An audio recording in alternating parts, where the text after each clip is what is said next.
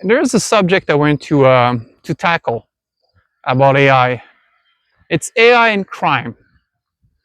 What will be the impact of AI on crime? What can we predict about that? What can we foresee? For me, it's pretty straightforward. I do think one of the first thing AI is going to want to tackle is actually crime. I'm going to tell you why. First, it's because of what human wants. And we're going to apply our first AI. We can see that, for example, in China. Since 2013, 2014, you have like AI-driven facial recognitions on cameras everywhere in China.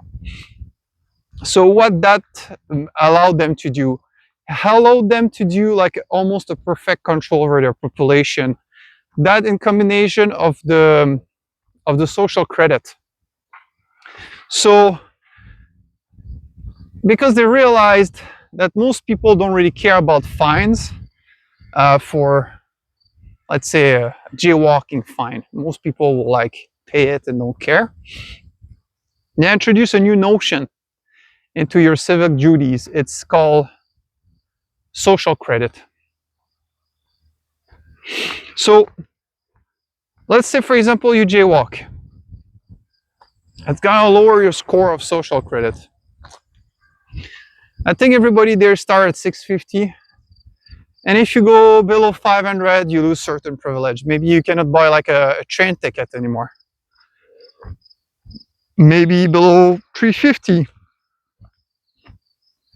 you can just buy one garbage tag every day, whatever. And maybe below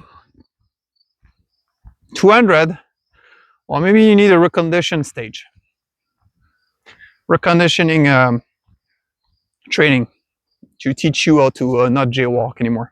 Anyway, you got the point. And people that go up in the social merit get a higher score. Well, let's say, for example, you were like volunteering for a couple of months and those volunteering sessions went really well.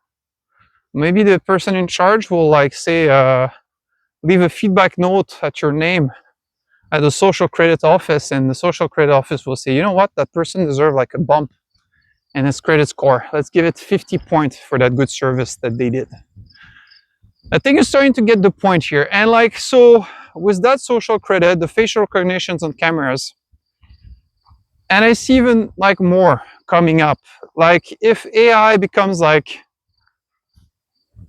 a general intelligence, I feel like the first thing it's going to do, it's going to develop like nano machines that will be small enough to be embedded in our bloodstream.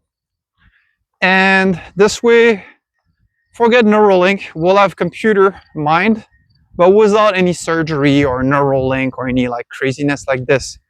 And this will be something you can elect to have or elect to not have. And let's say you add it at some point in your life, you can say, oh, you know what? I want to cancel that. And it will be possible to just cancel. The nanomachine will deactivate and it will end up like going in your waste system. So past that, you can always come back and ask for more nanomachines and so on. But if you want to go completely nano-free, it will be possible. But those nanomachines will like basically act as a guardian and protector, and also as a surveillance system. Let me explain. First, those nanomachines, they will make you extremely hard to kill. They will prevent hemorrhaging. They will prevent all kinds of stuff like this. Obviously, it will monitor your health. It will monitor your cardiac activity and so on. And they will be able to compensate if any of your critical system is failing rapidly. And if you need to be brought to medical attention, it will give you a way more like advanced warning. It will be like, even nowadays, you know, like when you have like device like the Ring or the watches like this, they tell you, you know what, you need to go check on whatever, because your heart rate has a lot of variation today. Maybe you're about to have a, you know, maybe you know, maybe you're about to have an infarctus or something like this, like a, you know, like maybe you're gonna have to your heart's gonna have some problem today. So you need to go check it out. So those nanomachines that will protect you first from like any kind of health problem, but second, if somebody tries to kill you or to injure you, it will be a good way to defend you from like potential injuries. And also, if that, let's imagine that person doesn't have its nanomachine, a person trying to kill you. Well, we'll still be all followed, I think, by little drones. And it's already not too far from the truth. I have a little drone right there that looks at me, except I have to carry it around. But in the future, our phones, I don't think we'll be carrying them around anymore. I think we'll have little drones that will do surveillance if there is no cameras around. Let's say you go into nature and you're elected to completely unplug from your nanomachines.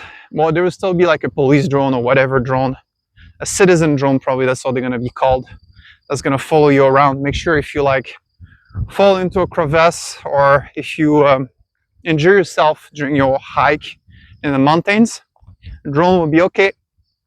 Now notice you're in distress. I sent a signal for you to be recovered, and there'll be basically there will be like a search and rescue team coming to you because the drone will have signal your distress. So let's go back to the subject of crime more precisely. All those technology will line up with crime prevention and crime detection. Now, first, with AI at the realm of things, with AI in control, you'll see that crime will start to lowering because it will increase in prediction patterns. It'll increase in where the future crime is going to be committed. So it will increase its resource in those particular spots. And even think about it: if every citizen is surveilled, is under surveillance by such apparatus, the one I just described, basically having those citizen drones flying around, you having nanomachines inside you, basically that will report your activities and so on. There'll be, and plus the facial recognition cameras, plus the social credit, plus. Imagine all those technology. Do you think there will still be people doing crimes around? Even right now in Canada where I live, most people leave their stuff without any surveillance. They leave their garage door open, they leave the front door open. Why? Not because there is no crimes. There is crimes, still tons of crimes. But the consequences of like a crime for a citizen committing a crime is so huge.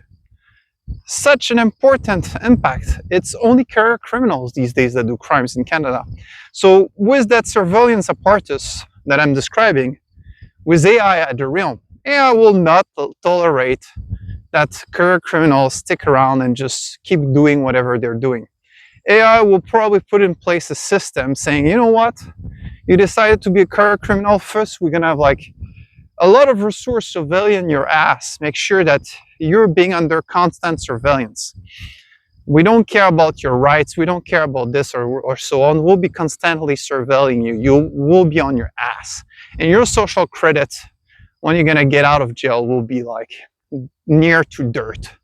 So when you'll be like with a low social credit, the impacts will be probably removal of access to like certain privileges, like for example flying, using quadricopter cars, using robots to build your mansion and so on. You will have to be like on the minimum resource profile until you raise your social credit again. So it will be quite the opposite. You're going to see people that are used to be criminals, they're going to do everything they can to make sure that they're well seen by the rest of society.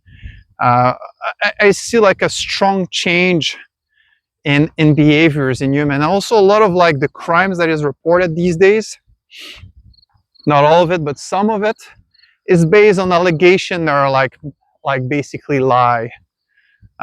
So if you're being wrongly accused in the future with the AI, wrong accusation won't exist because there will be cameras everywhere. There will be like recording, and you'll be too scared to wrongly accuse somebody, because if you wrongly accuse somebody, first it would be like way more severe punishment in the future for those things. I believe right now in societies, people that lie, there's no punishment because technically it's really hard to prove.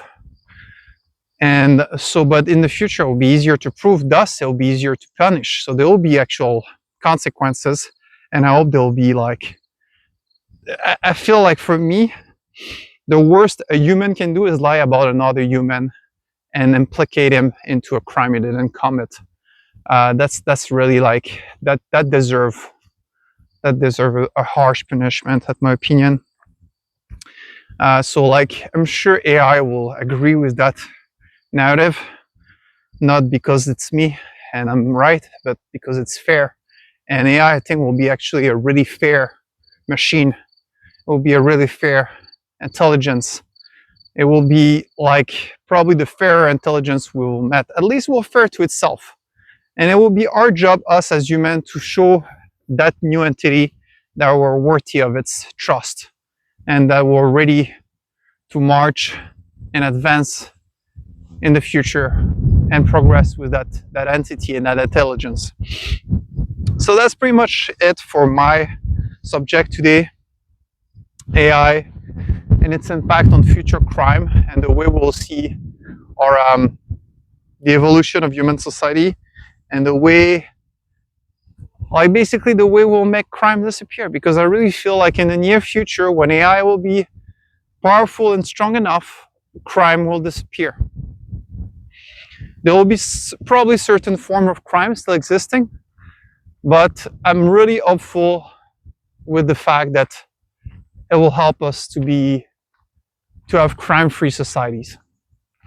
Well, that's me being a dreamer, I guess. Let me think what you think. Am I completely out of the park here? Was my little theory about crimes and AI, or do you think it's actually could happen? Let me know in the comments. I want to know what you think. Okay, guys?